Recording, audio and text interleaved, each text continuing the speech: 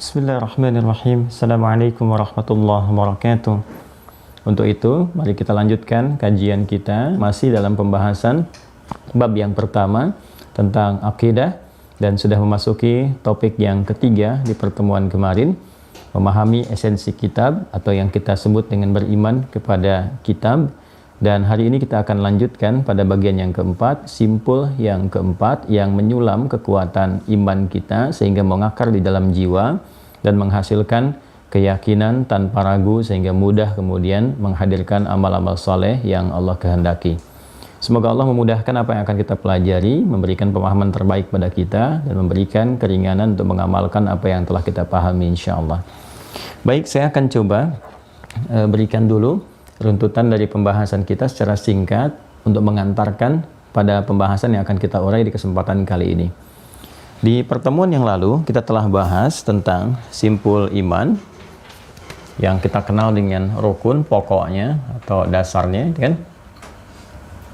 Rukun iman. Ini adalah bagian dari pondasi ya. Pondasi iman ini nanti berpengaruh kepada bangunan amal.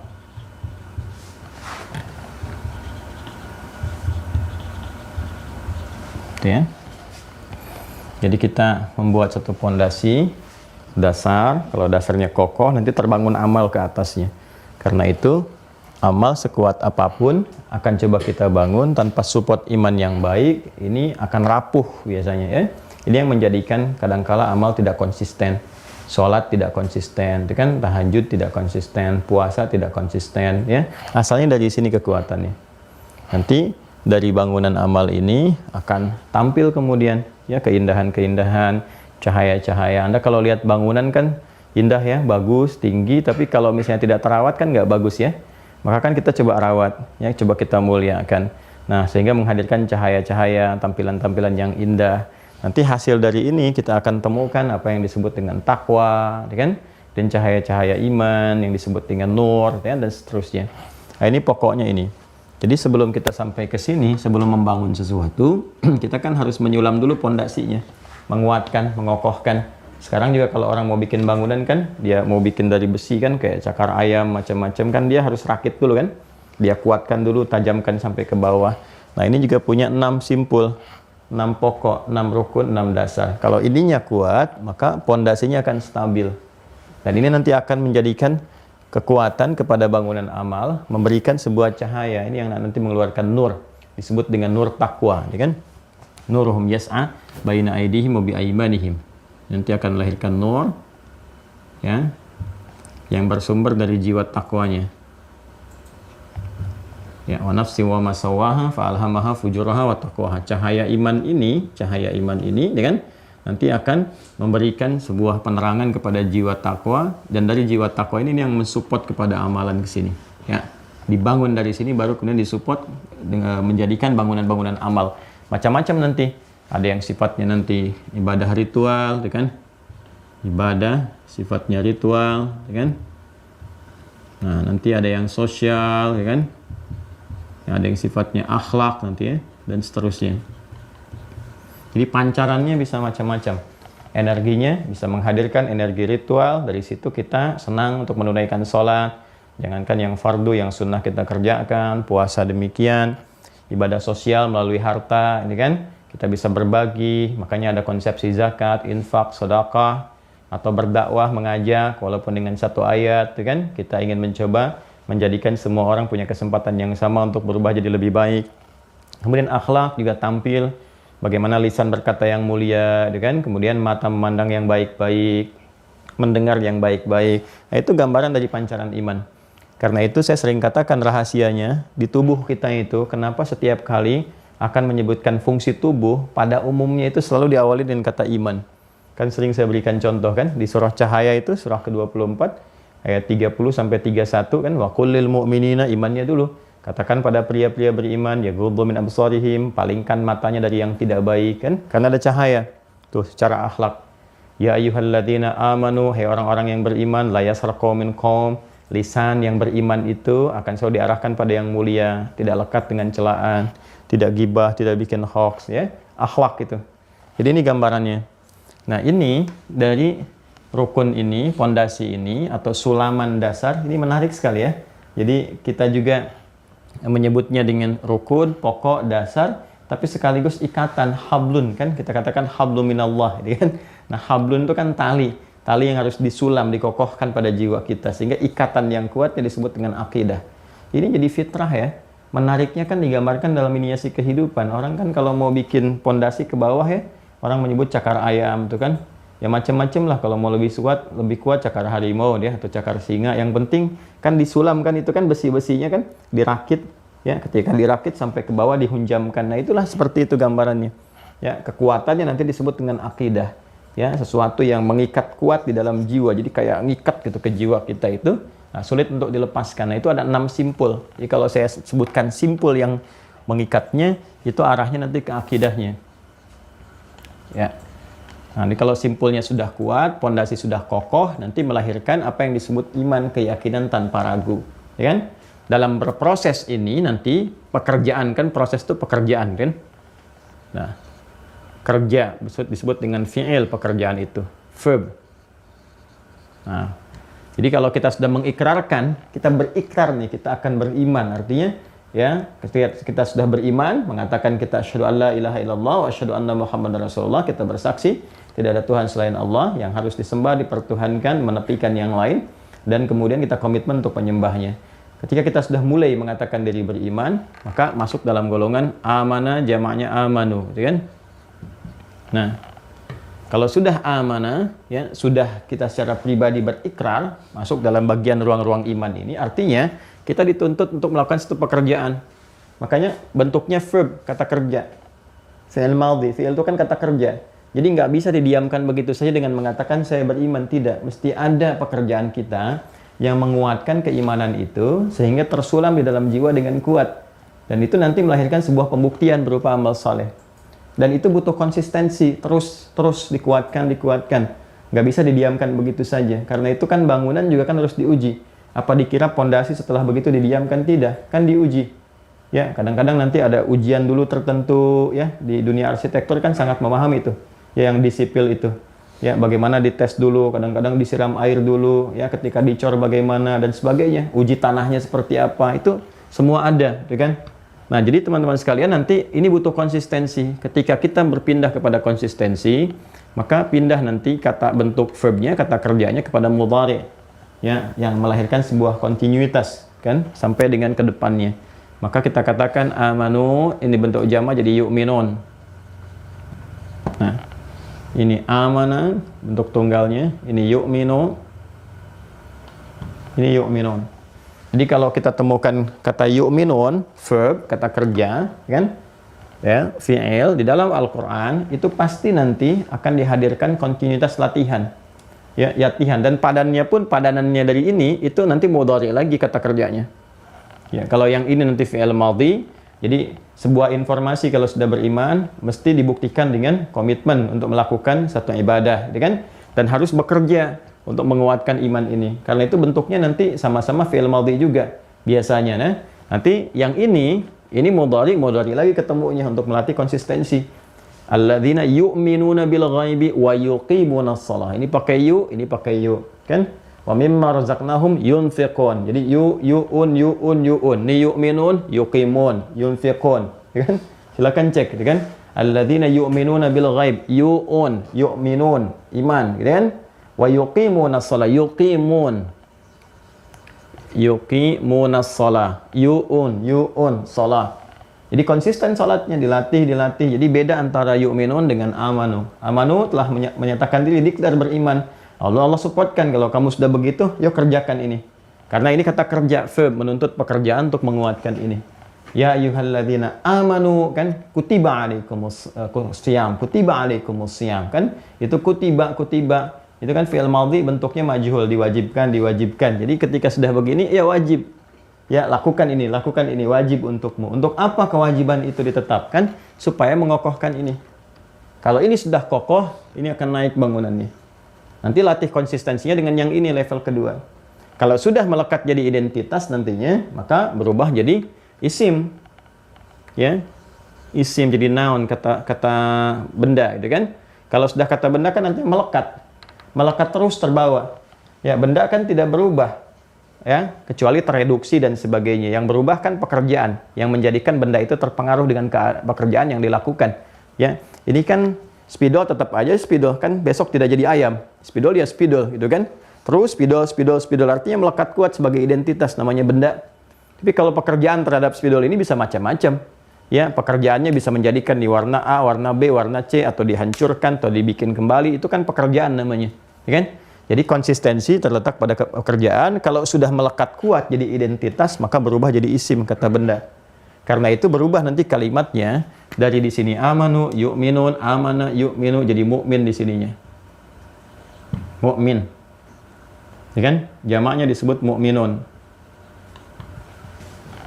Nah, kalau sudah mukminun, ini sudah melekat identitas. Maka kualitas pekerjaannya pun beda dengan yang ini. Ini baru pemula, ini latihan konsistensi, ini sudah konsisten. Jadi kalau ini diperintahkan sholat, ini latihan konsisten sholat, yang ini sudah khusyuk sholatnya. Ya, coba lihat. Amanu kan, ini baru kan. Wa aqimus shalah wa atuz zakah, perintahkan sholat. Aqimus shalah itu baru beriman tuh. Yu'minun, yuqimunas shalah. Konsistensi terus. Kalau sudah begini, ini sudah melekat. Buka Quran surah ke-23 Al-Mu'minun kan, ayat 1 dan 2. Qad aflahal mu'minun. Ya, mukminun kalimatnya orang yang sudah konsisten imannya, cenderung bahagia, cenderung sukses. Bagaimana dia melatih itu? Alladzina hum fi shalatin khashi'un, terbiasa khusyuk dan seterusnya. Ya. Jadi ini tahapan-tahapan gambaran singkatnya seperti ini. Nah, untuk bisa menghadirkan 3 tingkatan ini secara konsisten, kita butuh merakit ini, dasar ini, simpulnya. Dan itu ada 6, ya. Itu ada 6. Dan semua yang berkehidupan di bumi, bahkan yang beri tugas risalah pun, yang diberikan tugas risalah pun, ya, nabi, rasul, itu tetap diminta oleh Allah menguatkan sisi-sisi ini. Yang 6 simpul ini, bahkan diberikan, diajarkan langsung oleh Allah. Karena fitrah para nabi dan rasul mendapatkan pengajaran langsung dari Allah. Kita, karena bukan nabi, bukan rasul, mendapatkan potensi untuk menerima pembelajaran itu. Sehingga dengan itu kita berta'allum. Ya, kalau nabi, rasul diajarkan dari Adam, sejak Adam alaihissalam. Quran surah kedua Al-Baqarah ayat 31. Ya kan? Wa 'allama Adam al-asma'a kullaha. Adam diajarkan terus sampai ke Nabi Muhammad SAW. Kan sangat viral kan kisahnya. Nabi Muhammad diajarkan Iqra bismi rabbikal ladzi khalaq, itu adabani rabbi fa ahsana ta'dibi kan. Allah yang mengajarkan langsung. Kita bukan nabi, bukan rasul.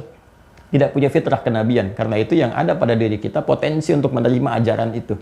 Kita tangkap, ya, kita hadirkan, kita mengetahui. Karena itu semua rasul, ya, termasuk nanti mencakup orang-orang beriman yang bukan nabi dan rasul, itu berproses ke sini untuk menyulam, ya, 6 simpul pokok, ya, rukun iman ini yang kita akan hadirkan dalam pembahasan-pembahasan kita. Urutannya kita bisa temukan misalnya di Quran surah ke 2 Al-Baqarah ayat 285. Ya. Ini dari sini kan kita mulai dari amanah kan? Ya kan? Masih ingat amanah ya yang tadi saya terangkan? Tadi kan baik-baik. Tadi saya katakan Nabi dan Rasul pun kan tidak lepas ya dari ini semua. Tapi dengan konsepsi yang berbeda. Nabi Rasul diajarkan, kita menerima pengajarannya. Perhatikan. Amanar Rasulu bima unzila ilaihi mir rabbihi wal mu'minun. Tuh. Ya? Perhatikan. Amanar Rasulu. Satu disebutkan amanar Rasulu. Amanah itu. Amanar Rasulu, ini konsep dasarnya kan? Yang paling dasar. Ini Ar-Rasul. Bima unzila ilaihi mir rabbih. Ini menunjukkan pengajaran. Nabi, Rasul itu sudah mutlak, sudah memiliki dasar keimanan yang kokoh, sudah beriman terhadap apa yang diajarkan oleh Allah. Jadi sudah menerima pengajaran. Ya, bima unzila ilaihi mir rabbih dari Allah Subhanahu wa taala. Wal mu'minun. Ya, ketika kita dipindahkan ke kita, levelnya langsung Allah pindahkan ke sini. Al-mu'minun. Artinya apa? Kalau para nabi disebutkan dengan standar yang ini wajar karena langsung diajarkan oleh Allah. Tapi kalau kita mesti naikin level sampai ke sini sehingga merasakan kenikmatan dari pengajaran para nabi itu. Ya, perhatikan cara memahaminya. Ya, para nabi diberikan dengan kata standar menunjuk sebuah kewajaran karena mereka langsung diajarkan oleh Allah. Jadi sudah aktif dalam dirinya sendiri, diajarkan. Sedangkan kita dinaikkan levelnya ke sini, wal mu'minun, untuk memberi kesan, untuk menikmati apa yang diajarkan para nabi itu, sehingga sampai ke level ini. Jelas ya? Sehingga merasakan kenikmatan dari semua pengajaran nabi itu. Kalau diberikan sholat khusyuk, kan? Diberikan harta bisa mudah berzakat, kemudian tata aktivitas supaya meninggalkan dari perbuatan yang menyimpang, anilagwi mu'ridun, dan sebagainya. Nah, ini yang dimaksudkan. Amanar rasulu bima unzila ilaihi min rabbih wal mu'minun. Kullun tuh kan. Di sini plus al mu'minun. Ya kan? Ini yang tadi saya katakan. Kemudian kullun, semua ini. Nah, perhatikan, kullun, semuanya ini ya tetap harus apa? Harus merakit, ya, merakit nilai-nilai keimanan kepada Allah. Simpulnya mesti kuat. Cuma bedanya tadi, kalau Nabi Rasul ditanamkan langsung karena pembawa risalah, kalau kita mesti belajar dari pembelajaran Nabi dan Rasul itu. Kullun amana billah, kan? Pertama, simpulnya kan Allah. Ya. Iman. Dari sini kita temukan iman kepada Allah. Dari kalimat ini, kullun amana billah, iman kepada Allah. Simpul pertama, rukun iman. Apa rukun yang pertama? Iman kepada Allah. Ini sudah kita selesaikan kan? Tapi kan dari sini mesti diperjelas, diperdalam. Pendalamannya di mana? Dibaca di ayat-ayat lain di Al-Quran. Jadi ini dasarnya disampaikan, ayat lain menerangkan bagaimana yang dimaksud iman kepada Allah itu. Aspeknya apa saja? Disampaikanlah kepada para Rasul ini, gitu kan? Untuk diterangkan kepada kita semua. Kita belajar yang kemarin telah kita tuntaskan. Supaya menguatkan ini. Di simpul pertama mesti ikat dulu nih. Karena itu sering saya katakan di setiap jumpa, ya. Coba evaluasi, ini mesti diikat nih. Jangan sampai di soal kenapa menyembah Allah nggak bisa jawab. Kenapa Tuhannya Allah nggak bisa jawab. Kenapa syahadat begitu nggak bisa jawab. Lalu disusul lagi dengan pertanyaan, kamu udah puluhan tahun, nggak sadar, nggak tahu Tuhannya itu Allah. Ya, lantas Tuhan kamu siapa? Nah, kalau sudah begitu nanti bahaya tuh. Ya, bahaya. Karena itu kita maksimalkan pembahasannya untuk mengerti. Lalu wa malaikati, malaikat. Sudah kita tuntaskan dengan tugas-tugasnya. Kemudian wa kutubihi, kitab-kitab. Nah, ini sudah kita bahas kemarin. Ya, karena itu seringkali disebut dengan ahli kitab untuk memberikan kesan, baca lagi kitabnya tuh. Lihat pedomannya. Ya, dalam rangka kita menunaikan tugas ibadah kepada Allah Subhanahu wa taala, menuhankan Allah, ya kan? Lalu dengan rahman-Nya Allah disupport malaikat untuk menjadi saksi dari perbuatan kita, sekaligus mensupport bagaimana beribadah dengan maksimal. Lalu diberikan petunjuk kepada kita untuk mengetahui ini semua, sekaligus menghadapi tantangan-tantangan dari setan yang kontra tugas malaikat. Diberikan pedoman di kitab berupa hudan yang telah kita sempurnakan kemarin. Ya, karena itu wajib kita kembali kepada keterangan di hudan ini, di kitab ini, yang bagi kita sekarang kita temukan adalah Al-Quran yang menghimpun semua keterangan di masa lalu, menyempurnakannya, sekaligus menjadi petunjuk komprehensif bagi setiap umat sampai kehidupan berakhir, ditutup. Ya, nah, sekarang teruskan yang keempat apa? Kan logikanya begini. Kalau Allah menurunkan hudan, memberikan petunjuk, ya kan harus ada penyampainya. Ya, karena Allah kan sifatnya maha tinggi, dimensinya terlalu jauh, ya terlalu jauh dengan kita. Ya kan? Harus ada yang menyontohkan pada kebiasaan kita. Ya, yang harus bisa kita lihat, kita berinteraksi, kita nanya dan sebagainya. Dan sifat Allah terlalu agung, Tuhan tuh terlalu agung gitu kan. Dimensinya berbeda dengan apa yang kita rasakan sekarang. Jadi yang paling logis adalah diutuslah satu utusan dari kalangan kita. Yang kita bisa berinteraksi, ngeliat bagaimana kemudian beliau menyontohkan sholat, makannya bagaimana, minumnya bagaimana, jalannya bagaimana, beraktivitasnya seperti apa. Sehingga kita mengerti yang harus kita lakukan begini. Sehingga semua aktivitas kita itu punya nilai di hadapan kita. Itu kan? Wah, Anda bisa bayangkan kan hal-hal terjadi kalau tidak diutus yang seperti itu, bagaimana kita bisa mendapatkan pengajaran-pengajaran. Ya, sedangkan Allah terlalu agung, dimensinya tinggi, laisa kamitslihi syai'. Ya, nggak mungkin kita ingin mendapatkan sesuatu ya kalau nggak setara dengan kita. Sedangkan Allah nggak ada hubungan ya dengan sifat-sifat kita, nggak setara dengan kita, terlampau agung, laisa kamitslihi syai'.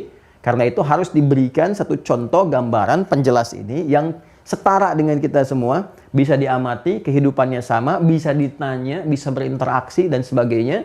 Tidur juga, karena kan kita mau tidur, ngelihat contoh tidur bagaimana. Ya, sedangkan sifat Allah kan harus beda dengan sifat kita. Ya, nggak mungkin sama dengan manusia. Masa manusia tidur, Allah harus tidur, lalu menjaga alamnya bagaimana? Kan tidak mungkin. Karena itu tegas dikatakan laisa kamitslihi syai', ya. Karena itu Tuhan bukan manusia, Tuhan bukan orang, Tuhan bukan makhluk, Tuhan bukan benda, gitu kan? Karena Tuhan, Allah, hakikatnya pencipta segalanya. Maka mesti beda. Karena itu kalau kita pengen lihat bagaimana cara tidur yang benar supaya jadi ibadah, ya kan? Bagaimana cara makan yang benar, bagaimana cara ke toilet yang benar, dan sebagainya. Sehingga semua pekerjaan kita, ya, itu mengacu kepada nilai ibadah seperti dijelaskan di simpul yang pertama. Ya, ketika kita menyebutkan Allah, konsekuensinya kan dua. Ya kan? La ilaha, ya kan? Ini kan? Illa. Tidak menuhankan siapapun. La ilaha itu tidak menuhankan siapapun. Illa Allah. Jadi kata-kata Allah ini mencakup makna pertama. Kalau sudah menyebutkan Allah, artinya komitmennya Tuhannya itu saja. Nggak boleh menuhankan yang lain. Ingat ya, kata Allah itu punya makna itu. Karena itu ini kata khusus ini. Kata khusus yang hanya ditujukan pada Tuhan yang hak. Ya, jadi kalau ada yang bertanya, Allah kamu siapa? Nah, itu sudah kamu sebutkan gitu. Jadi kalau Allah itu sudah jelas menunjuk pada satu Tuhan. Sudah nama Tuhan. Makanya ketika ditanya oleh orang-orang dulu, ya Muhammad, ya siapa Rabb kamu itu? Man Rabbuka? Rabb kamu siapa? Kok turun ayatnya cuma Rabb, kul a'udzu birabbin nas, kul a'udzu birabbil falaq, ya kan? Ya, dan Rabb semua Rabb di awal-awal masa wahyu itu. Maka turun surah Al-Ikhlas, kul huwa, katakan huwa, yang dimaksud Rabb itu bukan seperti yang kalian klaim. Lata, Uzza, Manat, Hubal dan sebagainya. Huwa Allah, turun nama ini.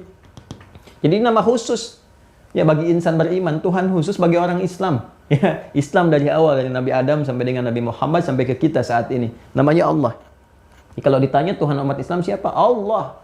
Nah, jadi kalau ada yang ikutan menyebut nama Allah, alhamdulillah, artinya fitrahnya bekerja gitu. Ya, fitrahnya bekerja kembali kepada Tuhan yang benar. Jelas ya? Jadi ini kembali ke sini. Jadi kalau disebutkan Allah menunjuk pada Tuhan yang hak, ya. Kemudian la ilaha. La ilaha, enggak ada Tuhan yang dipertuhankan. Ya, kalau kita ingin mengambil konsep umum, ya konsep umum Tuhan-Tuhan dalam bahasa Arab itu jamaknya alihah, bentuk tunggalnya ilah. Ya, ini yang dipertuhankan, ilah itu yang dipertuhankan. Ini masih umum, kalau ilah masih umum. Ya, tapi kalau Allah sudah spesifik. Sudah spesifik. Makanya nanti dari para ulama ada yang tidak, dari para ahli bahasa ada yang tidak mengaitkan dengan kata ini. Ya, kalau ini masih umum. Kalaupun disebutkan ini harus disifati yang menunjuk kepada Allah. Karena itu setiap disebutkan kalimat ilah ya, dalam Al-Qur'an kalau ingin dimaksudkan ke Allah disifati dengan kata wahid. Ya. Sifat ini kalau sudah masuk kepada kalimat nanti berubah menjadi ahad maknanya. Nah, tadi kan ya, wahid itu satu. Ahad itu satu-satunya. Tapi kalau kalimat wahid menyifati sesuatu, maka sifat ini berubah jadi ahad. Karena itu kalau disebutkan ilah, muncul sifatnya wahid. Quran surah kedua Al-Baqarah ayat 163. Wa ilahukum ilahu wahid. Ya, kalau sudah ilahu wahid, maka makna ilahu wahid ini ahad namanya. Siapa yang ahad? Ya Allah, Al-Ikhlas. Qul huwallahu ahad. Paham ya? Nah, makanya kalau kita kemudian ingin arahkan ke sini, ini masih umum sifatnya. Ya. Nah, la ilaha illallah. Jadi kalau sudah disebutkan Allah, ini tidak boleh mempertuhankan yang lain selain Allah saja. Yang kedua, ada makna ubudiyah. Ubudiyah, ibadah. Allah. Ada makna ibadah. Jadi kalau kita sudah sebutkan Allah, apalagi mengatakan asyhadu an la ilaha illallah, komitmennya selain kita berkomitmen tidak menuhankan kecuali Allah, illanya kecuali, ini nafyi, ini isbat. Yang kedua ibadah, komitmen untuk menyembah.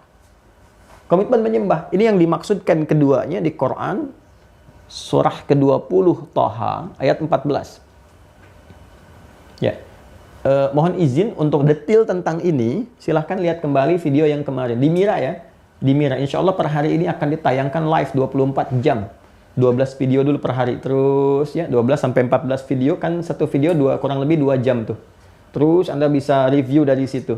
Ini materi sudah jelas saya terangkan.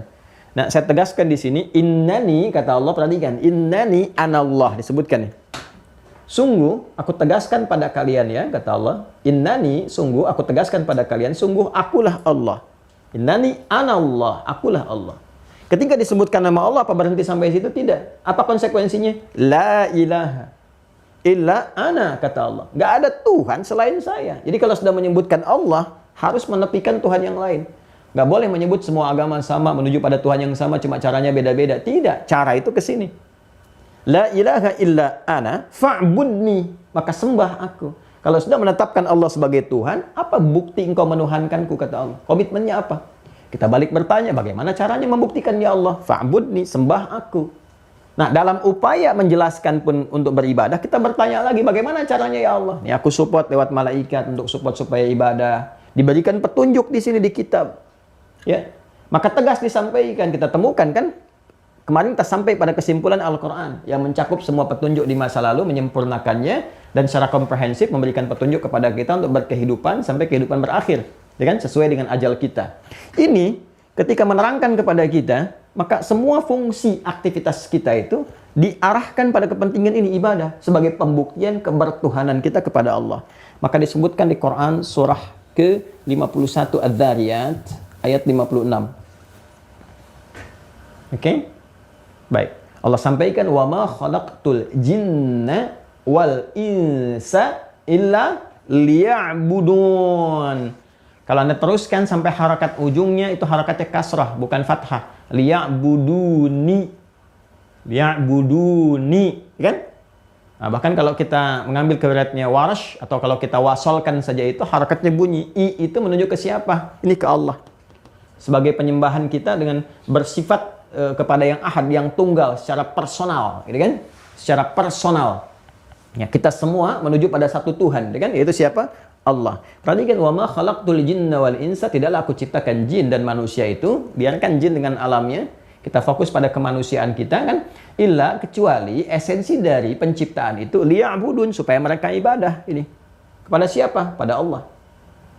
Baik, karena itulah ketika kita menuhankan Allah, komitmen asyhadu an la ilaha illallah, ya kan? Maka di situ perhatikan baik-baik, komitmen pertama harus menepikan yang lain. Yang kedua, ibadah kepada Allah. Maka Allah perintahkan. Instrumen untuk menunaikan ini sudah disiapkan. Dari mulai supportnya malaikat, yang membisikkan, mencatat, sampai ke ujung akhir kehidupan, ada tugasnya masing-masing, sampai semesta habis pun sudah ada yang bertugas di situ. Pedoman diberikan. Nah, sekarang tersisa bagian yang keempat. Setelah ini diberikan, disampaikan kepada kita informasinya, di kitab pedoman sudah ada. Siapa yang menyampaikan ini? Yang menerangkan kepada kita, langsung jadi contoh. Kan nggak mungkin, objek perintah itu nggak mungkin. Ya, harus ada petugas yang lain, harus ada yang disampaikan, ya kan? Harus ada yang ditugaskan di sini untuk menyampaikan kepada kita, menjelaskan ini. Seperti apa kita harus begini, begitu, dan sebagainya. Karena yang disebutkan semua aktivitas kita, ketika kita dicipta, semua aktivitasnya, dari bangun tidur sampai tidur, mesti jadi ibadah. Sedangkan kita sepakat, kita menuhankan Allah itu karena Maha Agung, nggak sama dengan kita. Kita makhluk, Allah Khalik. Ya, nah karena Allah itu Khalik, kegiatannya, aktivitasnya, semua pekerjaan terkait dengan Allah itu aktivitas ketuhanan, bukan kemakhlukan, nggak sama dengan kita. Jadi karena beda, kita tidur, Allah nggak tidur, kita ngantuk, Allah nggak ngantuk. Allah kan tegaskan di ayat kursi itu, Quran surah 2 ayat 255. Allahu la ilaha illa huwa al-hayyul qayyum la ta'khudhuhu sinatun wala naum. Ya, Allah nggak ngantuk, Allah nggak tidur. Kita ngantuk, kita tidur. Gimana caranya ngantuk jadi ibadah? Gimana caranya tidur jadi ibadah? Kan esensi kehidupan kita ibadah. Berarti tidur pun mesti jadi ibadah. Harus ada yang nyontohin kepada kita gimana caranya tidur. Sedangkan sifat Allah maha mulia, lebih tinggi. Nggak mungkin ngasih contoh begitu.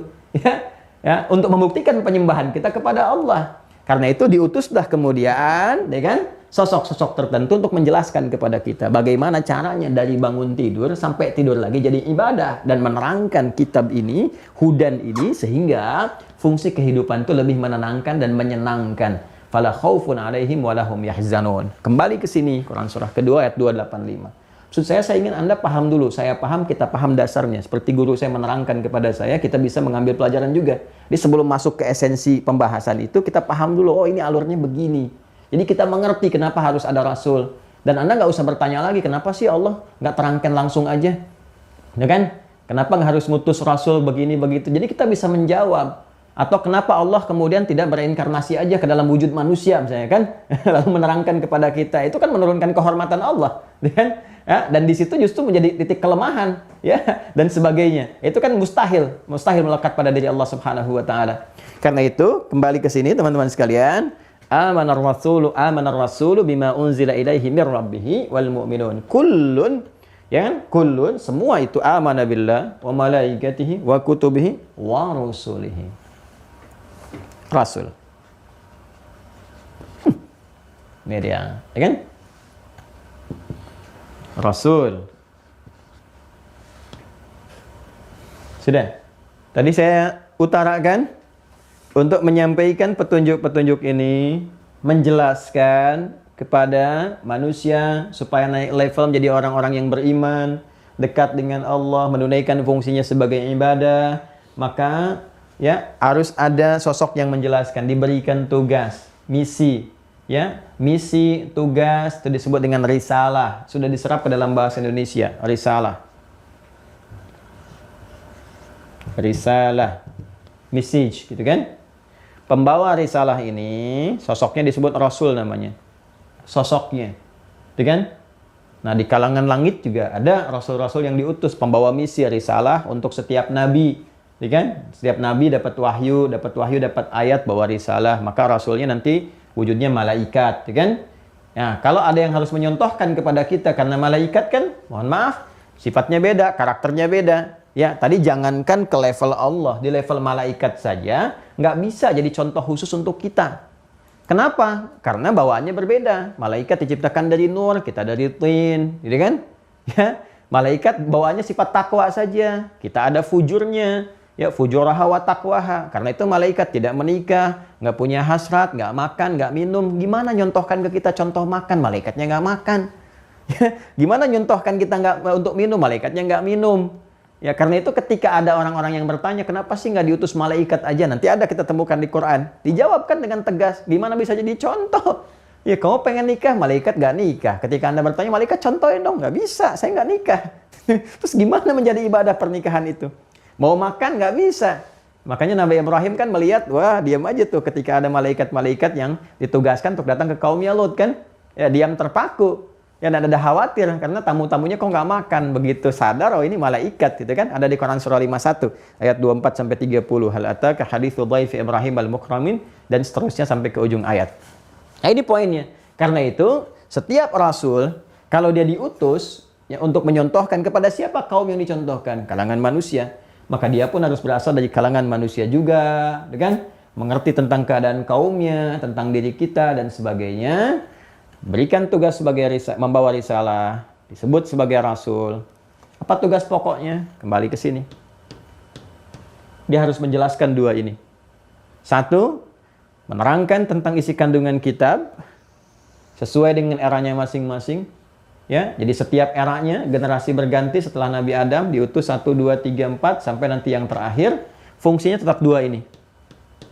Ya, mengembalikan manusia, menyadarkan bagaimana berkomitmen la ilaha illallah, kemudian menyembah Allah Subhanahu wa taala dan menyadarkan kembali tentang perjanjian yang telah diambil komitmennya sejak dalam kandungan dan diterangkan di Quran surah ke-7 ayat 172.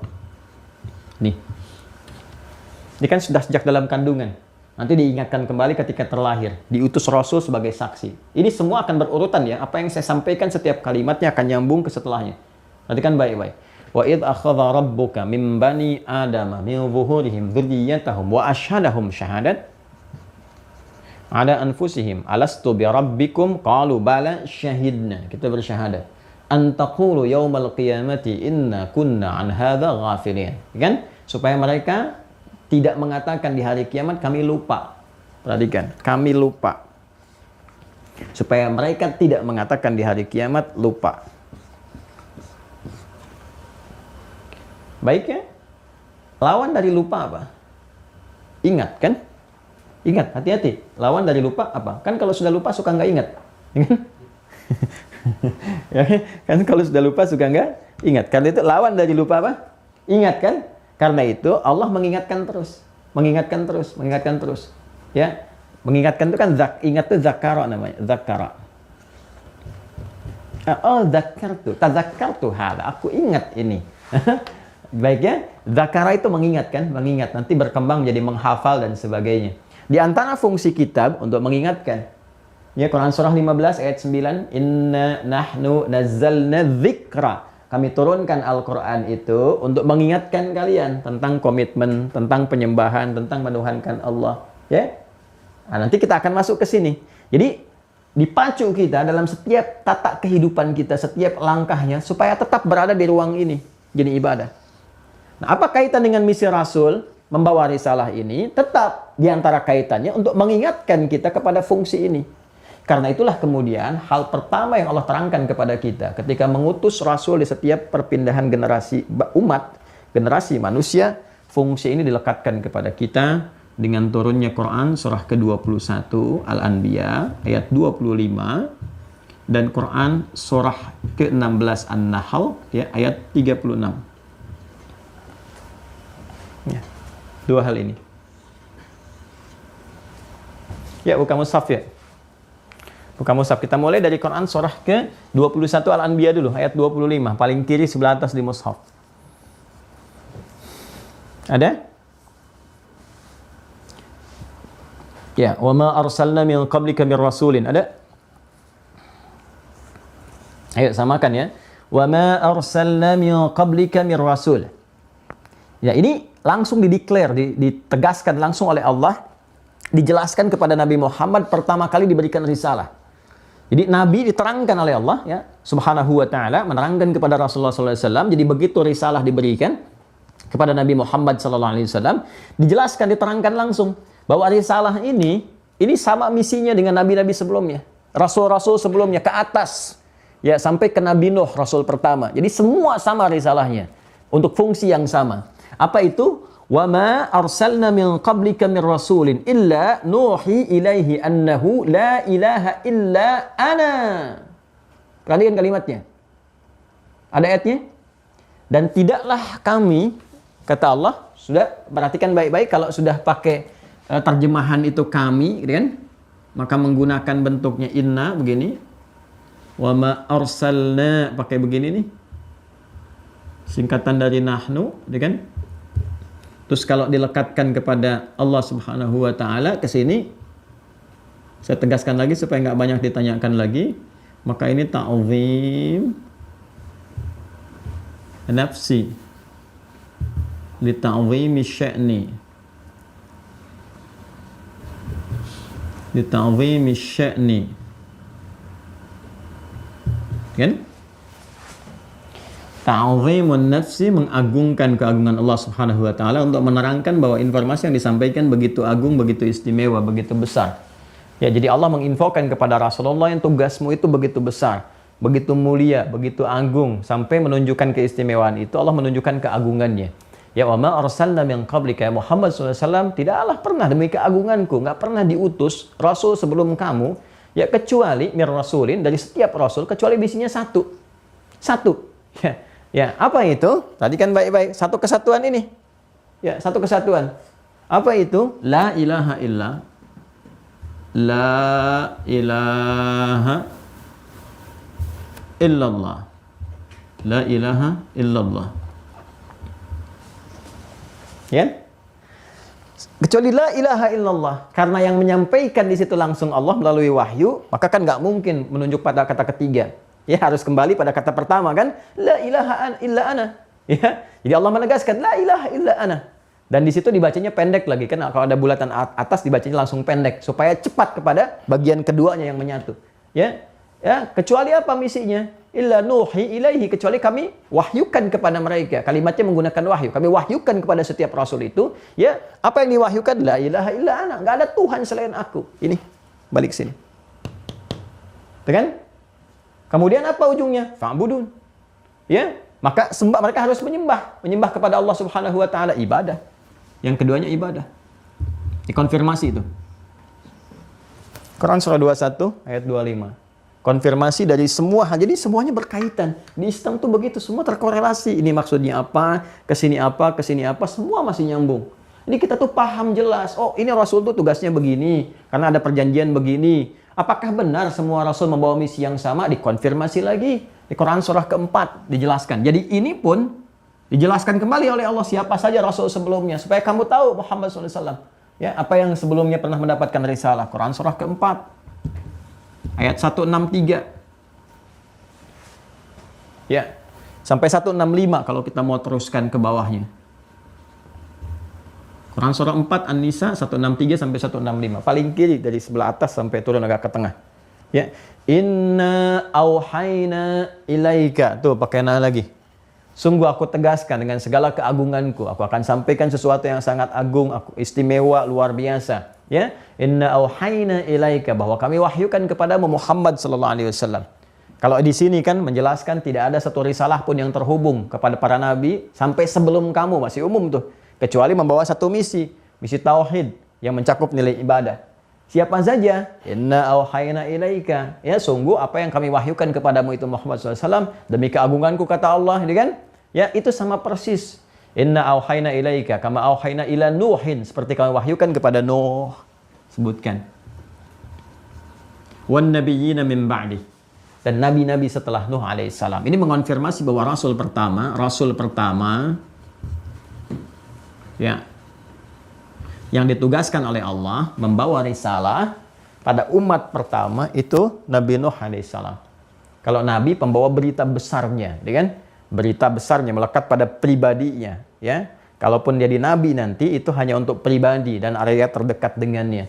Tapi kalau sudah menjadi Rasul, maka ditebarkan lebih luas, ya, tandanya ada umat. Ya, kenapa disebutkan di sini Nuh yang pertama kali? Karena komunitas keumatan itu baru tercipta di masa Nabi Nuh alaihissalam. Jelas ya?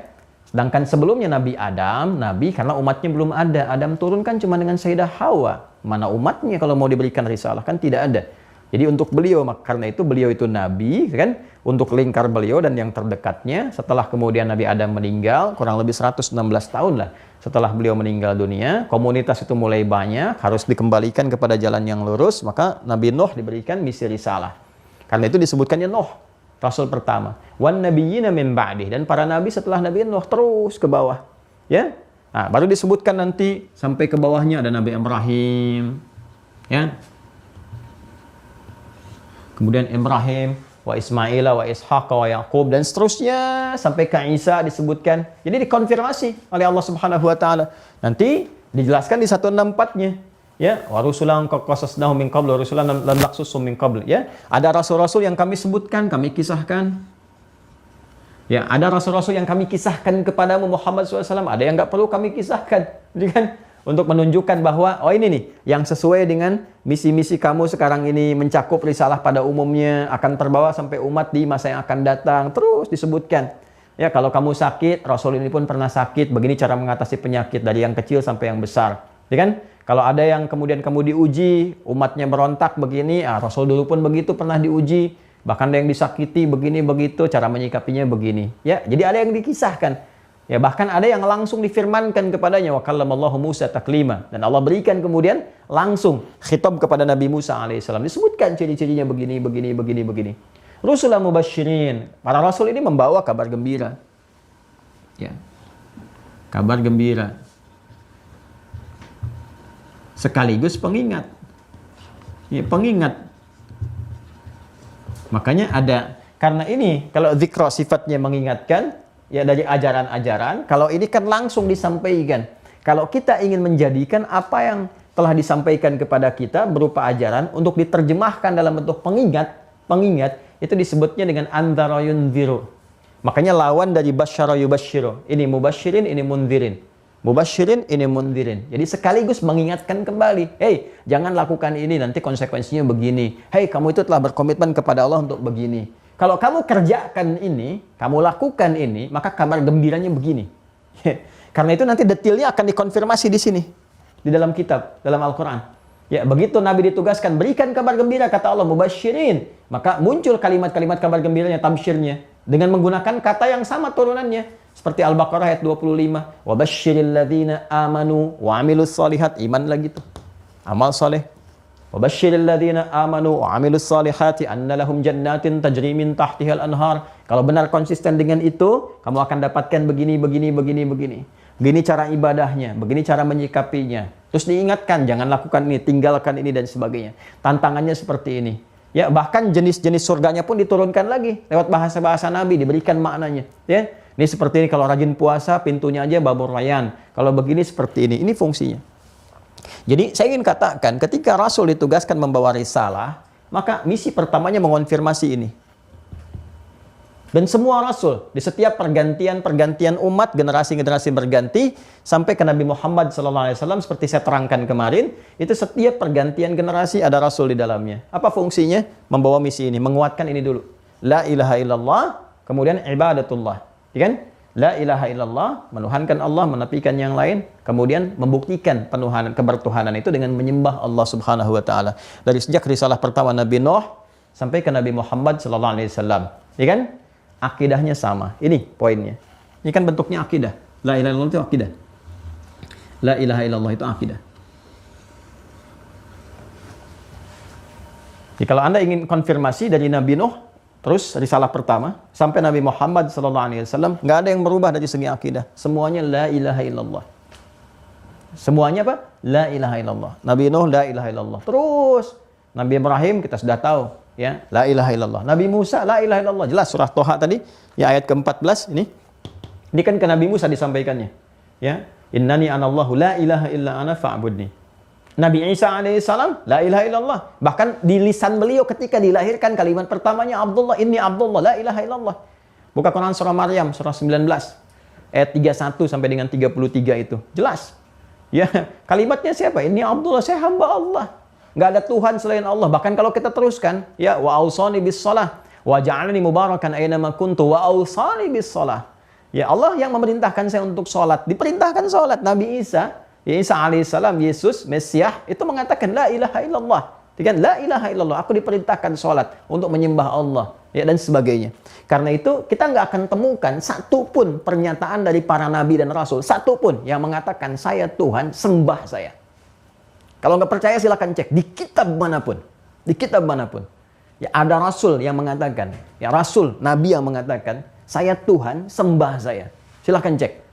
Ya, jadi kalaupun ada yang menuhankan rasul-rasul, ya, misalnya ada yang menuhankan A, menuhankan B, cek di kitabnya. Ada nggak pernah rasul yang mengatakan, ya, saya Tuhan, sembah saya. Cari kalimat itu. Dan nggak boleh ambigu, ya, harus langsung kepada kalimatnya, nggak boleh ambigu. Karena ini fitrah ketuhanan. Fitrah ketuhanan itu hanya bisa disampaikan oleh yang memiliki fitrahnya.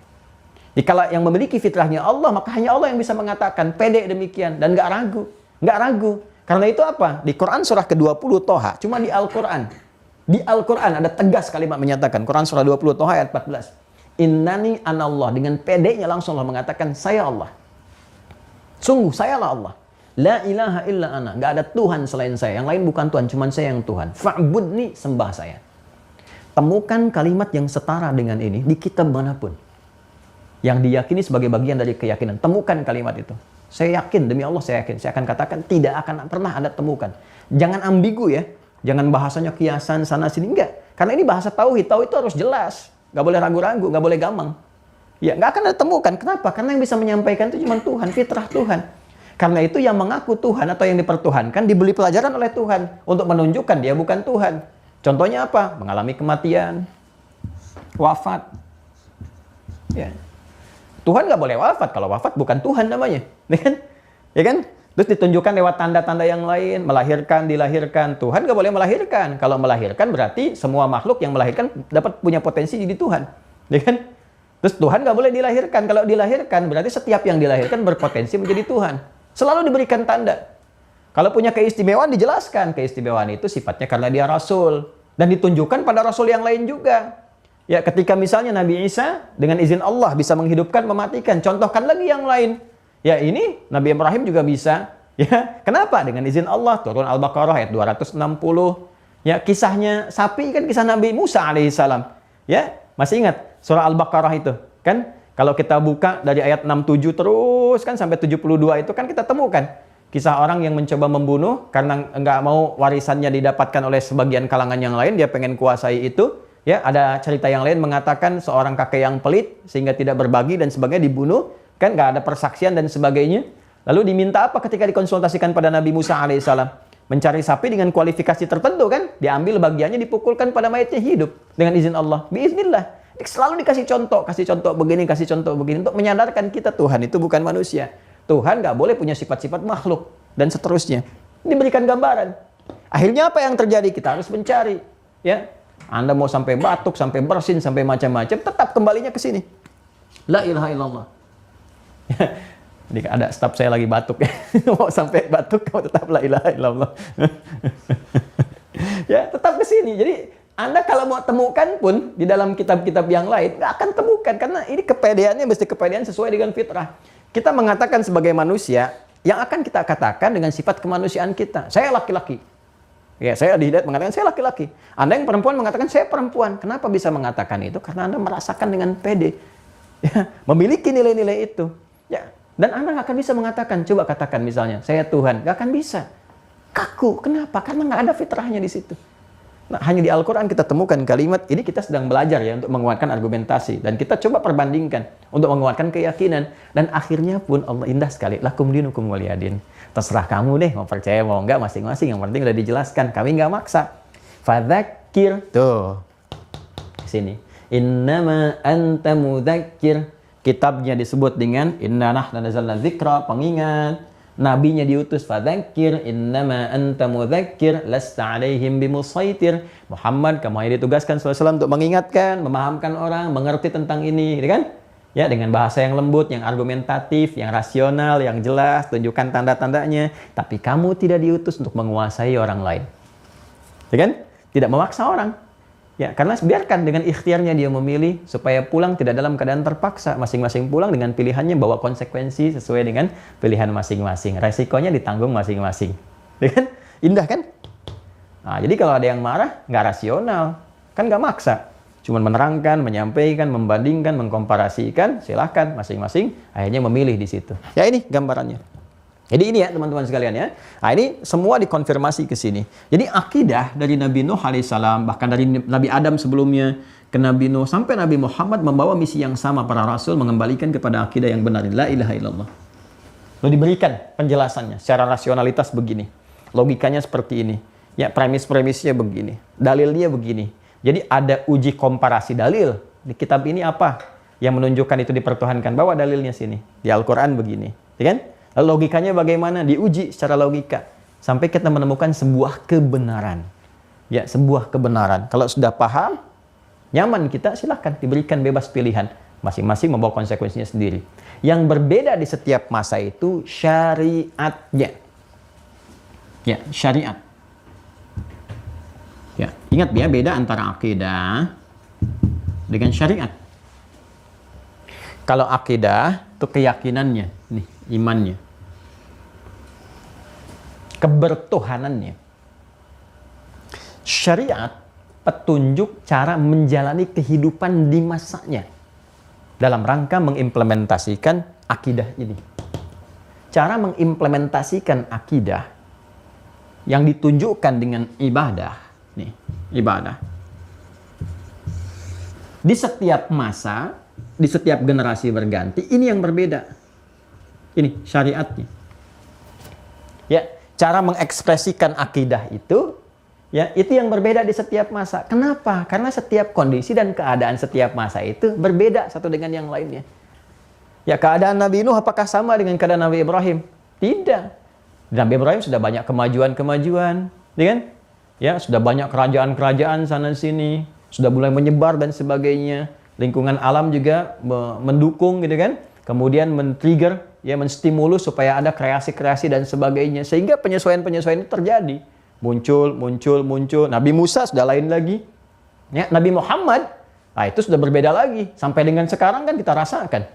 Dulu belum ada Google, sekarang ada Google. Dulu belum ada pesawat, sekarang ada pesawat. Dulu sholatnya mungkin masih kelihatan di atas unta, kendaraan. Sekarang kalau di udara bagaimana?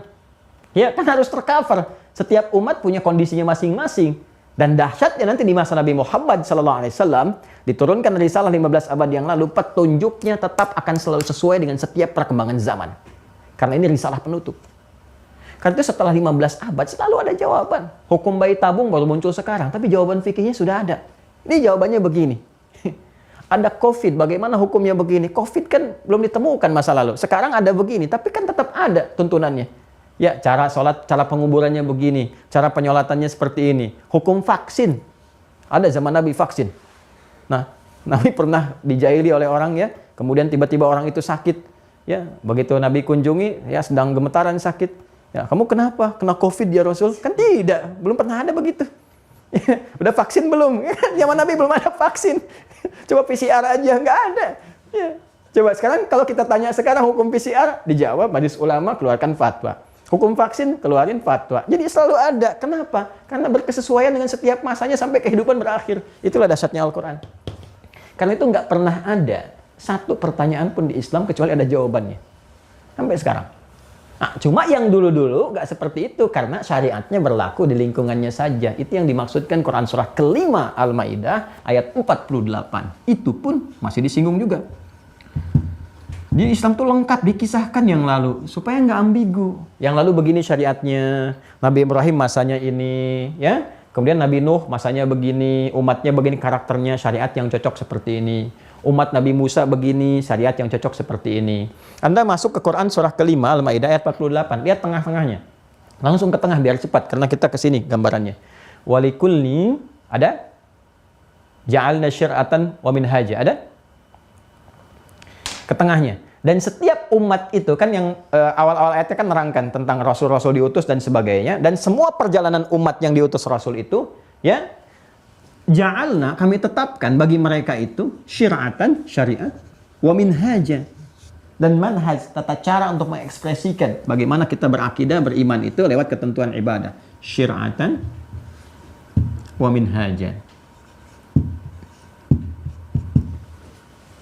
Jadi yang berbeda itu ininya. Praktek berkehidupannya, ya kan? Tapi support akidahnya sama, Islam juga. Islam.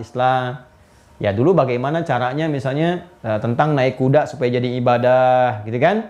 Kemudian membangun sesuatu supaya jadi ibadah. Sekarang kita sudah beda. Cara naik kereta api supaya jadi ibadah gimana? Naik pesawat jadi ibadah bagaimana? Doanya apa? Macam-macam dan sebagainya. Ini gambarannya.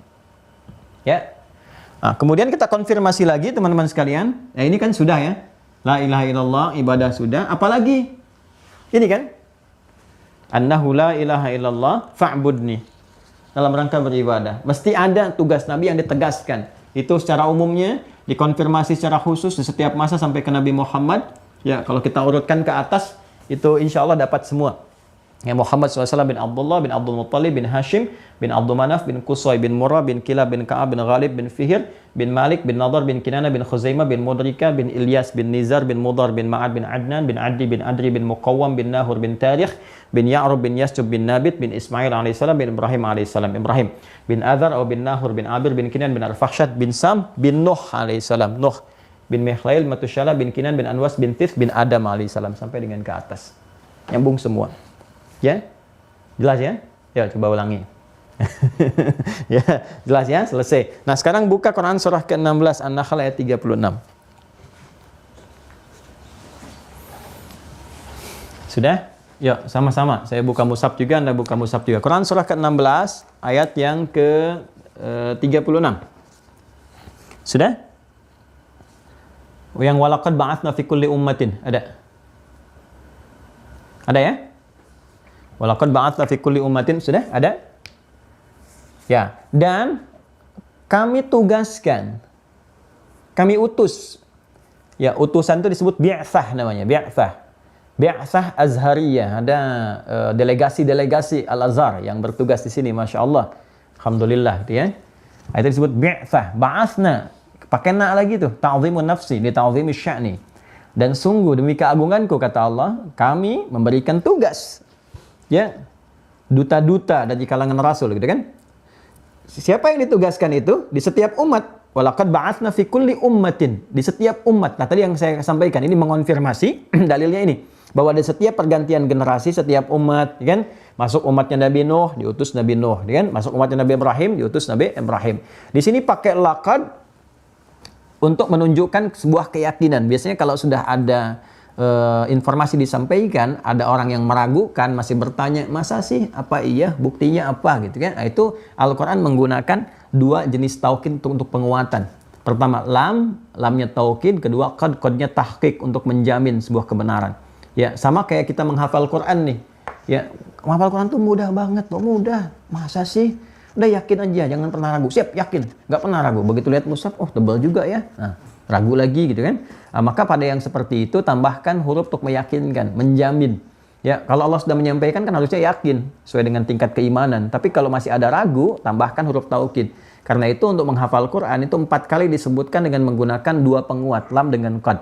Quran surah ke-54 Al-Qamar, sering saya sampaikan ayat 17, 22, 32, 40. Kan pakai walaqad dulu. Walaqad yassarnal Qur'ana lidzikri fahal min muddakir. Nah, ini juga sama. Ya, Masa sih? Apa iya? Saya kan nggak pernah lihat Nabi Nuh. Ya nanti kalau meninggal, pulang ke akhirat tuh kan lihat. Jadi kisahkan supaya kita punya keyakinan yang sama dengan keyakinan hidup kita sekarang. Ketika Allah memberikan pembuktian-pembuktian. Walaqad ba'atsna fi kulli ummatin rasula. Dan sungguh, ya jangan pernah ragu. Kami tegaskan ya, kami jamin ya dengan segala keagungan Allah telah ditugaskan setiap rasul di setiap umat. Jadi setiap terjadi pergantian generasi fatrah itu masa. Ya. Ada masa-masa kekosongan, ganti generasi, diutus kemudian rasul. Walaqad ba'atsna fi kulli ummatin rasulan. Ya, rasulan. Di setiap ganti umat, rasulnya disampaikan. Apa tugasnya? Kalau yang tadi mengonfirmasi yang ini, la ilaha illallah, yang ini ani'budullaha. Ani'budullaha. Untuk menyembah Allah. Mengonfirmasi yang ini. Ibadah. Jadi selain fungsi Rasul itu untuk mengarahkan umat kembali bertauhid. Sini. Bertauhid. Tauhid itu dari kata wahada. Wahada. Yuwahidu. Wahada itu mengarahkan kepada yang satu. Kepada yang ahad. Kesini. Mengarahkan kepada yang satu. Wahada. Kan? Mengarahkan pada yang satu.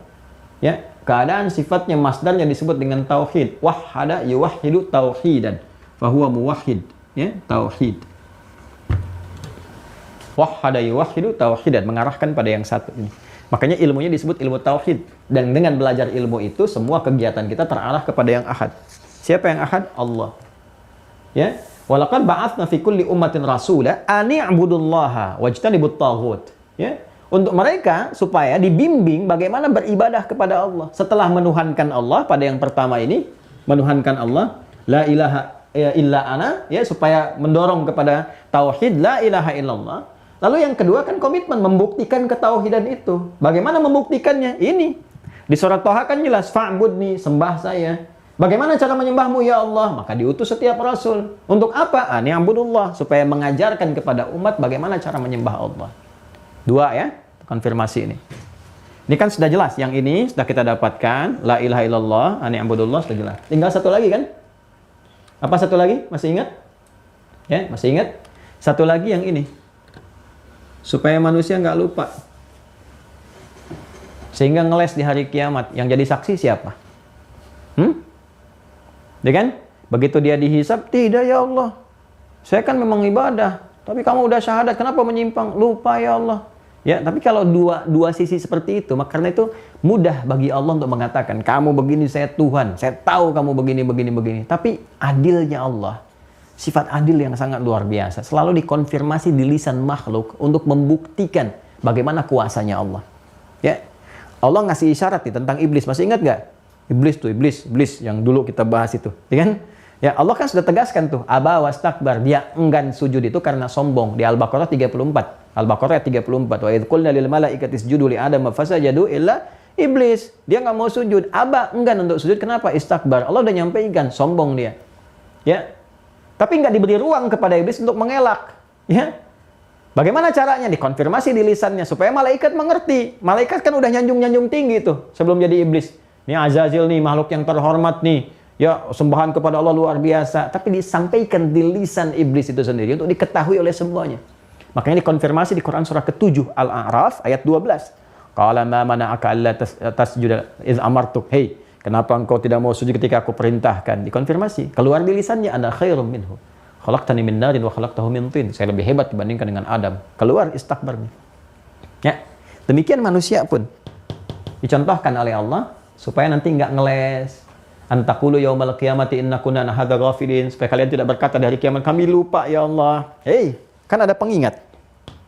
Oh. Ada pengingat. Makanya tadi saya katakan apa yang saya sampaikan di awal akan terbawa terus.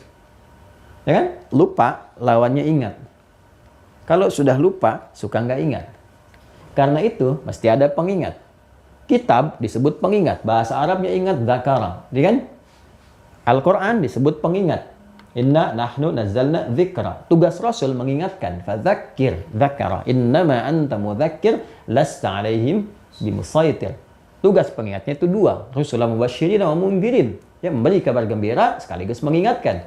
Baik, dalam konteks inilah kemudian kita diingatkan kembali. Kalau mengingatkan berarti harus ada pembuktian kan? Siapa yang membuktikan bahwa pernah ini diingatkan? Siapa yang membuktikan bahwa pernah dia itu diberikan jalan untuk ibadah, ya, lewat ulama-ulama pewarisnya dan sebagainya? Harus ada pengingat kan? Ya. Nah, pengingat ini harus bisa membuktikan sesuatu terjadi. Di dalam mahkamah, pembuktian sesuatu terjadi bukankah disupport oleh yang bernama saksi? Ya kan? Kok syaksi? Saksi? Saksi, bahasa Arabnya syahadat, makanya saya pakai SY gitu kan. Ada saksi kan? Dan kita kan pertama kali bersyahadat bersaksi kan? Saya bersaksi, asyhadu alla ilaha illallah. Syahadat. Kita bersaksi. Nah, di persaksian ini, ya, diduga ada orang-orang yang akan mengingkari. Saya lupa ya Allah, saya nggak ingat ya Allah, dia balik lagi dan sebagainya. Maka persaksian ini pun harus ada yang menyaksikan, membuktikan bahwa dia keliru. Telah ada yang diutus, telah ada, mohon maaf, kitab-kitab yang disampaikan dan sebagainya.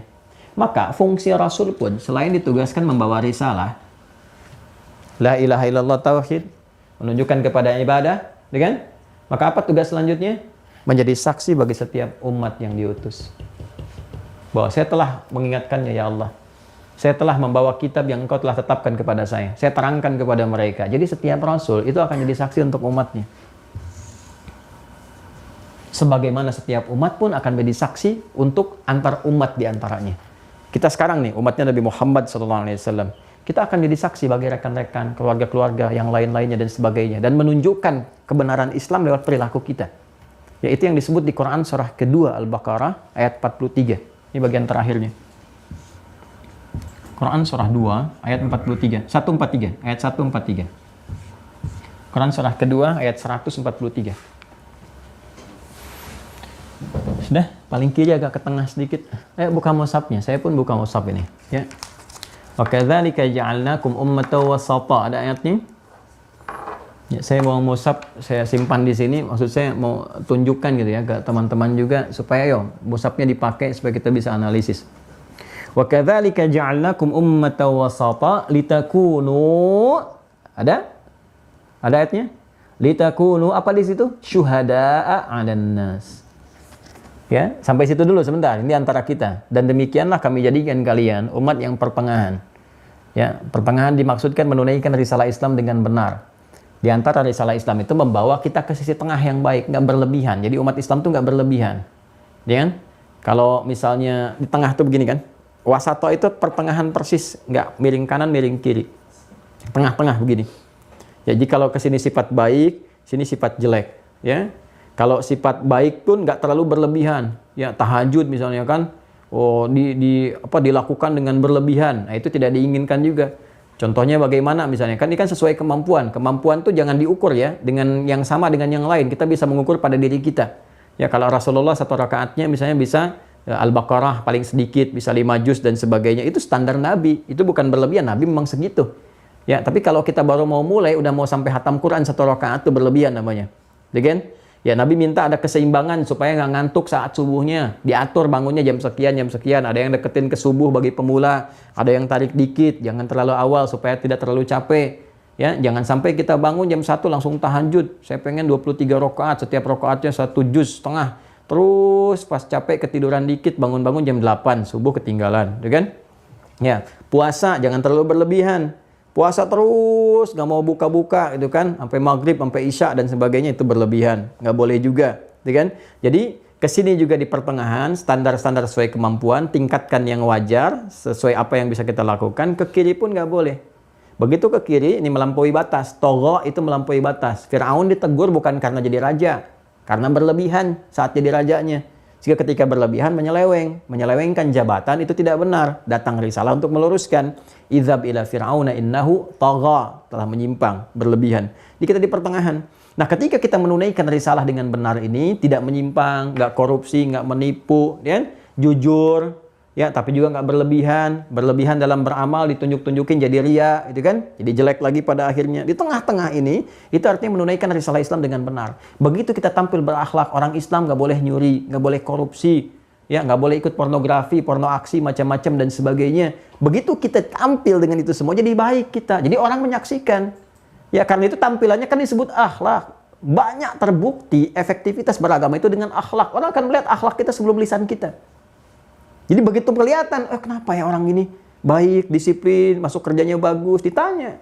Pimpinan bertanya, kamu disiplin, bagus, apa motivasinya? Islam, Pak. Kok Islam? Islam yang meminta saya datang menunaikan tugas dengan amanah. Islam yang menyuruh saya agar tidak korupsi. Islam menyuruh saya supaya disiplin, menghormati atasan, menghormati kerja dan sebagainya. Menunaikan hak kewajiban dengan seimbang. Itu Masya Allah jadi syiar. Berbagi makanan misalnya kan, ditanya kok baik sekali. Ya, Quran yang minta saya untuk berbagi sepanjang saya punya kemampuan. Itulah risalah. Jadi orang jadi saksi kebenaran risalah Islam. Saat yang bersamaan kita pun jadi saksi. Ya, hal-hal yang bertentangan dengan nilai keislaman. Tapi pokok yang paling penting adalah apa? Wa yakuna rasulu alaikum syahida. Teruskan ayatnya. Wa yakuna rasulu alaikum syahida. Dan Rasul akan jadi saksi bagi kalian. Ya, makanya nanti, jangan membingungkan diri kita. Karena suasana itu luar biasa. Jadi siapkan amalan terbaik saat pulang. Sehingga bangga ketika Rasulullah menyaksikan keislaman kita. Jangan sampai satu saat tidak diaku oleh Nabi. Kamu bukan umat saya, ngaku-ngaku aja katanya. Ada yang demikian. Seperti kelihatan umatnya Nabi begitu masuk ke telaganya dekat, ini bukan umat saya kata Rasulullah. Hati-hati. Hati-hati. Ya, hati-hati. Jadi hal-hal yang sudah dibentengi oleh agama dijelaskan kepada kita, itu yang kita konsisten untuk mengikutinya. Yang tidak tepat kita jauhi. Hadisnya cukup banyak. Jadi di sini kita ingin sampaikan diutusnya Rasul membawa 3 misi utama. Ya kan? Yang pertama la ilaha illallah, tauhid. Yang kedua menunjukkan jalan ibadah, bagaimana cara beribadah. Yang ketiga, menjadi saksi ya bagi konsistensi umat masing-masing dalam menunaikan risalah Rasul dimaksud. Saya ulang ya. Tugas Rasul intinya satu. Ya, yang pertama, satu, mengarahkan umat kepada tauhid, itu mengonfirmasi rukun iman yang pertama. Yang kedua, menuntun umat untuk beribadah, mengimplementasikan nilai tauhid itu lewat ibadah. Ya. Jadi Rasul itu bukan hanya menunjukkan aspek ibadah ritual ya, tapi juga dalam aspek ibadah, dalam bersosial, beraktivitas, tidak dibangun tidur sampai tidur lagi, dibimbing bagaimana caranya diibadah. Karena konsepsi kehidupan kita setiap geraknya itu mesti jadi ibadah. Ya, karena itu Rasul ditugaskan membimbing bagaimana caranya dari bangun tidur sampai tidur lagi, itu ada petunjuk. Nah, itu kalau kita temukan yang begitu berarti itu kebenaran risalahnya. Ya, kebenaran risalah yang dibawa. Saya ulang ya, ini penting sekali untuk saya tegaskan. Satu, fungsi Rasul mengarahkan kepada tauhid. Ya. La ilaha illallah. Ini. Ya, nanti diterangkan. Karena itu setiap Rasul itu beraktivitas pasti akan menerangkan ini dulu, tauhid dulu. Ya, arahkan la ilaha illallah, la ilaha illallah. Nanti dengan segala hal yang ditunjukkan lewat wahyu. Ya, yang terakumulasi lewat kitab itu. Makanya yang ketiganya kan kitab, ya. Nabi Muhammad diwahyukan Al-Qur'an kepadanya. Disampaikan dari risalahnya ini dibawa. Nanti di dalam kitab itu dijelaskan, ya. Baik dari nas untuk dibandingkan dengan nas-nas yang ada. Jadi kalau ada kitab-kitab yang menerangkan sesuatu yang menunjuk kepada aspek ketuhanan, bandingkan dengan apa yang disampaikan dalam Al-Qur'an. Kalau kita mau misalnya objektif, yuk ayat-ayat yang menerangkan tentang ketuhanan turunkan di Al-Qur'an. Lalu bandingkan di kitab-kitab lain. Ya, dikomparasikan di kitab-kitab yang jadi pedoman untuk berketuhanan. Tunjukkan bagaimana kitab itu menunjukkan tentang aspek ketuhanan. Bandingkan kemudian. Setelah itu juga disampaikan tentang aspek rasionalitasnya. Cek secara logika. Ya, karena kalau secara nas setiap orang akan mengatakan kitab saya benar, lalu bertahan pada apa yang dibenarkan. Nah, maka yang standar secara logika, coba lihat. Yang benar yang mana? Ditunjukkan terus sampai kita mengerti. Ya, aspek-aspeknya dan sebagainya. Maka Al-Quran nanti datang menerangkan itu. Saya sudah bahas di pertama. Masih ingat? Waktu saya bahas tentang aspek teologi, saya turunkan di situ. Pembahasan dan komparasinya. Ini yang dipertuhankan tuh sifat-sifatnya mesti begini. Dan kita sepakati secara nalar kita objektif begini. Ya, contohnya misalnya laisa kamitslihi syai', ya Quran surah 42 ayat 11 itu nggak boleh yang ada yang sama dengan Tuhan. Itu kan standar sekali. Dan itu akan disepakati oleh akal yang sehat. Ya, semua akal akan mengatakan Tuhan mesti beda dengan yang bukan Tuhan. Khalik mesti beda dengan makhluk. Nggak boleh ada sedikit pun kesamaan. Maka dari situ nanti dibangun logika dasar ini, kalau dipahami, maka turun ke bawahnya nanti. Ya, kalau makhluk begini Tuhan nggak boleh begitu. Makhluk berpasangan Tuhan nggak boleh berpasangan. Makhluk melahirkan Tuhan nggak boleh melahirkan. Makhluk dilahirkan Tuhan nggak boleh dilahirkan. Ya, kalau makhluk punya kekuatan Tuhan harus lebih kuat dan sebagainya. Ya, jadi ini nanti dijelaskan oleh Rasul dengan risalah tauhid ini supaya manusia kembali untuk menuhankan Tuhan yang benar. Kembali pada akhirnya dengan la ilaha illallah seperti dia bersyahadat dalam rahim ibundanya gitu kan. Untuk diingatkan. Kemudian dituntun cara beribadah. Ini yang paling menarik nih. Di antara sekian banyak juga, ini tentunya sudah wajar, sangat menarik diri kita kepada tauhid kan. Dan ini yang saya seringkali tertarik gitu dengan yang ini. Ya. Konsepsi berkehidupan kita, kembali ke Quran surah 51, Ad-Dariyat ayat 56, itu kan untuk ibadah. Wa ma khalaqtul jinna wal insa illa liya'budun. Dan ibadah itu implementasi dari tauhid, dari akidah. Ya kan? Kita menuhankan Allah, buktinya apa? Di ibadah. Nah, karena semua kehidupan kita itu pembuktian berketuhanan, artinya menuhankan, ya kan? Menuhankan yang kita tuhankan itu, kalau kita Allah, gitu kan? Maka semua aktivitas kita ketika ditujukan untuk berketuhanan itu disebutnya dengan ibadah. Pembuktian kita, iman kita kepada yang dipertuhankan. Kita kepada Allah Subhanahu wa Ta'ala. Maka disebutnya dengan apa? Ibadah. Artinya apa? Semua gerak kita, aktivitas kita, dari mulai bangun tidur sampai tidur itu mesti menjadi ibadah. Sebagai komitmen keimanan kita. Karena kita diciptakan menguntuk ini. Ya, bukan hanya sebatas yang formal untuk menunjukkan sebuah sikap formal kita menyembah Allah. Misalnya lewat ibadah ritual. Ritual itu kan yang sifatnya formal. Ritual. Sholat, ya kan? Puasa, dan seterusnya. Ya. Ada yang terikat dengan harta, muncul zakat, ya. Ya, dan seterusnya. Tapi juga ada aspek-aspek yang terkait dengan rutinitas dan aktivitas sosial kita. Rutinitas kehidupan dan aktivitas sosial kita. Karena konsep dasarnya kan semua kegiatan kita jadi ibadah. Semuanya jadi ibadah. Kalau semua jadi ibadah, berarti semua aktivitas, totalitas aktivitas kita mesti jadi ibadah. Menariknya apa? Ya, menariknya. Menariknya adalah, kalau kita ingin melihat pembuktian kebenaran seorang Rasul, bisa dilihat di konsepsi tugas yang kedua ini. Ada nggak bimbingan yang dibawa oleh Rasul itu yang mengatur dan memberikan petunjuk kepada kita bagaimana menjalani kehidupan secara komprehensif, dan semua jadi ibadah. Jadi kalau Anda ingin menguji kebenaran satu risalah, benar nggak risalahnya? Risalah itu kan yang dibawa sebagai tugas jadi Rasul ke sini. Kan saya tuliskan risalah. Risalah yang dibawa Rasul itu mengonfirmasi petunjuk yang dibawa oleh Tuhan. Ya, yang disampaikan oleh Tuhan, oleh Allah di sini. Allah memberikan petunjuk lewat kitab, disupport oleh malaikat sebelumnya, diberikan risalah pada seorang Rasul, membawa pedoman berkehidupan, kan? Makanya semua ini harus bersumber dari Allah kan sumbernya. Ya, untuk menyembah Allah. Nah, untuk memastikan benar tidaknya risalah, kita uji dengan ini. Salah satunya ini, yang bagian konsep ibadah ini. Dari mana taunya risalah itu benar, agama yang dibawanya benar, wahyu yang dibawanya benar? Cek, ada nggak bimbingan kehidupan, dari mulai bangun tidur sampai tidur lagi, dibimbing kita untuk beraktivitas sehingga punya nilai ibadah sebagai bekal pulang. Bukan hanya yang ritual. Ya, tapi semua aspek ini untuk menunjukkan kebenaran seorang Rasul. Dan berita gembiranya, alhamdulillah, nggak pernah ada aktivitas kita kecuali ada bimbingannya. Dari bangun tidur sampai tidur lagi. Bahkan nama kita pun di manusia, ya di dalam Al-Quran, nama kita sebagai manusia di dalam Al-Quran, itu ditunjukkan dengan diksi-diksi yang berbeda, menunjuk pada fungsi-fungsinya. Di antara diksi itu disebutkan dengan nama insan. Kan ada yang disebutkan dengan bashar, menunjuk pada asal mula, potensi nafsu dengan fujur dan tampilan kulit, disebutkan 35 kali dalam Al-Quran. Ada al-ins, menunjukkan sifatnya yang lembut, penampakannya yang beda dengan jin, Quran disebutkan 18 kali dalam Al-Quran. Ya, ada yang dengan an-nas, sifat sosial, disebutkan 241 kali dalam Al-Quran. Ada genealoginya disambungkan ke Adam, Bani Adam disebutkan 7 kali dalam Al-Quran. Dan ada al-insan, disebutkan 65 kali dalam Al-Quran. Tidak pernah disebutkan al-insan, kecuali maknanya menunjuk pada manusia terkait dengan totalitas aktivitasnya. Dari bangun tidur sampai tidur lagi. Karena itu di dalam Islam, itu semua aktivitas dari bangun tidur sampai tidur lagi, itu ada bimbingannya. Ada aturannya. Ya, aturan bimbingan itu yang secara berpedoman kehidupan disampaikan oleh Rasul, itu kan yang disebut dengan doa-doa itu. Ya, itu kan bimbingan. Ada maknanya, bukan semua diucapkan, bukan sekedar diucapkan, tapi ada maknanya. Saya tanya pada Anda, di mana aktivitas kita yang nggak ada doanya? Ada semua. Ada bimbingannya. Bangun tidur sudah ada doa. Mau tidur juga ada doa. Bahkan diatur cara bangunnya bagaimana. Kan bergerak seperti apa. Ke kamar mandi, bekerja, berpakaian, makan, semua ada bimbingan semua.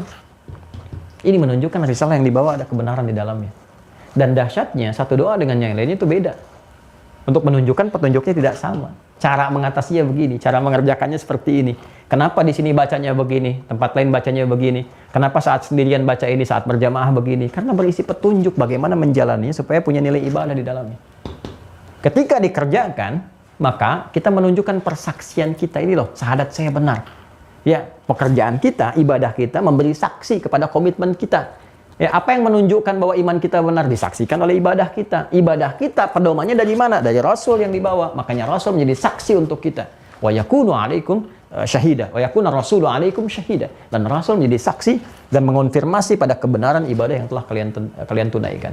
Maka yang ketiga menjadi syahid. Tauhid, ibadah, dan syahid. Yang menyaksikan kebenaran ibadah yang kita bawa. Nah, sekarang pertanyaan besarnya adalah bagaimana cara Rasul itu menjelaskan isi kandungan kitab sehingga dengan itu semua menjadi penjelas yang terang tentang kandungan yang dibawa, ya pedoman-pedoman kehidupan yang disampaikan sebagai misi risalahnya, seperti apa menyampaikannya, bagaimana itu menjadi pedoman dalam kehidupan, seperti apa menyikapi dan mengimplementasikan semua pedoman itu. Dan sekarang, di zaman kita sekarang, di mana ditemukan penjelasan dari pedoman berkehidupan itu yang terangkum dalam Al-Quran. Seperti apa gambarannya? Itu yang esok hari kita akan bahas. Ya, insya Allah kita akan sempurnakan bahasan di esok hari, teman-teman sekalian. Ya, tentang penjelasan-penjelasan Rasul terkait dengan kitab yang dijadikan sebagai pedoman berkehidupan, dalam hal ini bagi kita Al-Quran. Penjelasannya ada di mana, keterangannya bagaimana, contoh-contohnya seperti apa, kan? Dan tadi saya sampaikan. Ya, begitu Allah sampaikan tunaikan sholat, wa aqimus sholat, kita bertanya bagaimana cara sholatnya. Ya, cara sholat kan harus dijelaskan, harus detil, harus kelihatan. Di mana dijelaskannya? Kalau disebutkan di Al-Quran sendiri tanpa ada contoh yang menjelaskan, ya, tanpa ada penerangnya, kita nggak akan temukan, kita nggak akan bisa lihat bagaimana caranya, bisa ruku, bisa sujud dan sebagainya. Semua itu ditemukan di mana, cara melacaknya seperti apa, cara mengetahui bahwa itu benar dari Rasul bagaimana, dan seterusnya kita akan bahas insya Allah di pertemuan berikutnya. Ya, saya kira itu mudah-mudahan dengan pembahasan tadi dapat memberikan satu keyakinan yang kuat dalam diri kita tentang benarnya risalah keislaman yang kita peluk. Karena kan tauhid pada intinya meyakini yang kita peluk itu benar. Yang kita yakini itu benar. Ya, karena itu kita belajar tauhid itu untuk menguatkan keyakinan kita, bukan untuk menyoal keyakinan orang lain. Ya, ingat ya, untuk menguatkan keyakinan kita, bukan untuk menyoal keyakinan orang lain. Kalau ada orang lain bertanya, kita jawab. Itu pun tujuannya untuk meyakinkan apa yang kita yakini itu benar adanya, tanpa harus memaksa orang lain mengikuti apa yang kita yakini. Itulah indahnya Islam. Demikian teman-teman sekalian, terima kasih atas perhatian hari ini. Semoga Allah rahmati kita, menyayangi kita, dan menjadikan kehidupan kita harmoni, berbangsa, bertanah air, dan meniatkan semua kegiatan kita sebagai ibadah kepada Allah Subhanahu wa Ta'ala. Semoga ada manfaatnya. Terima kasih. Mohon maaf kalau ada kesalahan. Semoga Allah mengampuni kita semua. Allahumma taqabbal minna innaka antas sami'ul alim wa tub 'alaina innaka antat tawwabur rahim.